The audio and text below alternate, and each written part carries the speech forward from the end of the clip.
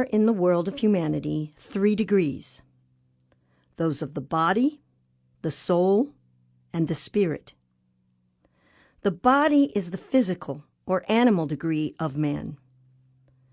From the bodily point of view, man is a share of the animal kingdom. The bodies alike of men and animals are composed of elements held together by the law of attraction. Like the animal, man possesses the faculties of the senses, is subject to heat, cold, hunger, thirst, etc. Unlike the animals, man has a rational soul, the human intelligence. This intelligence of man is the intermediary between his body and his spirit.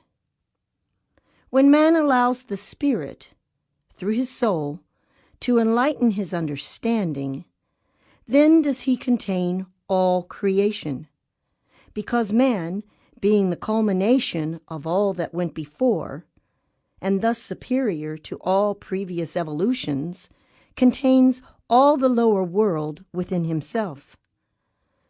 Illumined by the Spirit through the instrumentality of the soul, man's radiant intelligence makes him the crowning point of creation. But on the other hand, when man does not open his mind and heart to the blessing of the Spirit, but turns his soul towards the material side, towards the bodily part of his nature, then is he fallen from his high place, and he becomes inferior to the inhabitants of the lower animal kingdom. In this case, the man is in a sorry plight.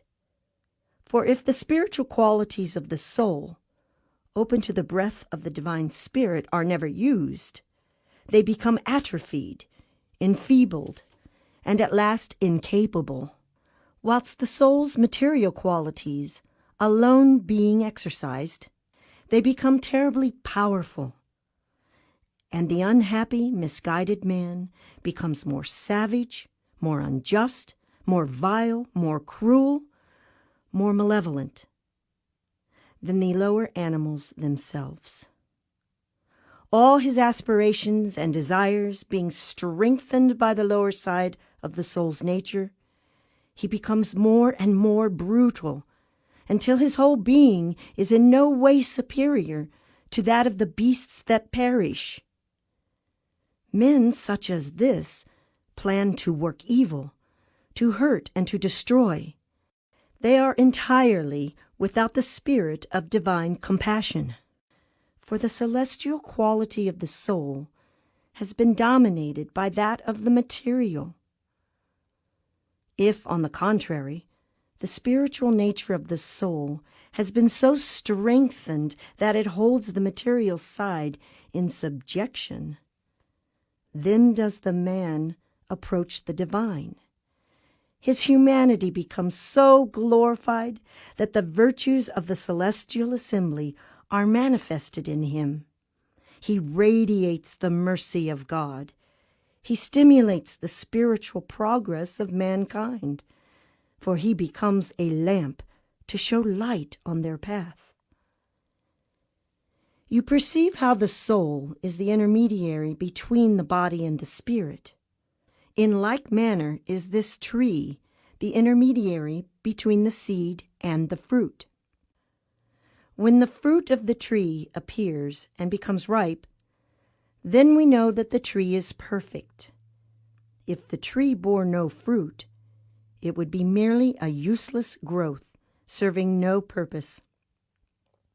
When a soul has in it the life of the Spirit, then does it bring forth good fruit and become a divine tree. I wish you to try to understand this example. I hope that the unspeakable goodness of God will so strengthen you that the celestial quality of your soul, which relates it to the Spirit, will forever dominate the material side, so entirely ruling the senses that your soul will approach the perfection of the heavenly kingdom. May your faces, being steadfastly set towards the divine light, become so luminous that all your thoughts, words, and actions will shine with the spiritual radiance dominating your souls, so that in the gatherings of the world you will show perfection in your life. The